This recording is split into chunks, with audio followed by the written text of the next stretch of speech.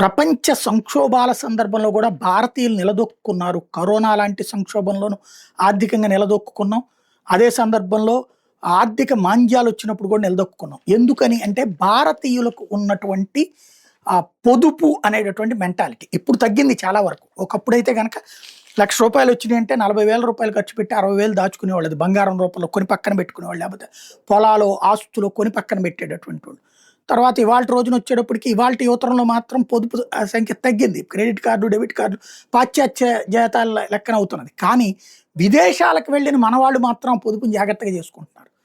దానికి బ్రిటన్ సజీవ సాక్ష్యం. బ్రిటన్లో తాజాగా అందుతున్న నివేదిక ఏదైతే ఎల్ఎస్సి రిపోర్ట్ ప్రకారం చూస్తే most wealthiest ethnic group Indian origin house holds అట. మన భారతీయ మహిళలు అత్యధిక ధనవంతులైనటువంటి వాళ్ళట బ్రిటన్లో. ఎందుకని అంటే రూపాయి వచ్చేదాన్ని జాగ్రత్త చేస్తున్నారు. అవసరమైతే వీళ్ళు కూడా పార్ట్ టైం జాబ్ చేస్తున్నారు. దుబారా చెయ్యరు. ఇప్పుడు అక్కడ వాళ్ళు ఇక్కడ మనం హోటల్కి వెళ్ళి తింటున్నాం, అక్కడ వాళ్ళు హోటల్కి వెళ్ళి తింటారు, ఇంట్లోనే వండుకుంటారు. ఎందుకని? బయటికి వెళ్ళి తింటే పౌండ్లలో డబ్బులు పెట్టుకోవాలి. ఇక్కడ వచ్చేటప్పుడు ఇక్కడికి మనకు రూ. 90, రూ. 100 అయిపోతుంటాయి. మన రూపాయల్లో లెక్కేసి జాగ్రత్త పడుతూ ఉంటారు. అందువలన ప్లస్ ఆస్తులు కొనేస్తారు.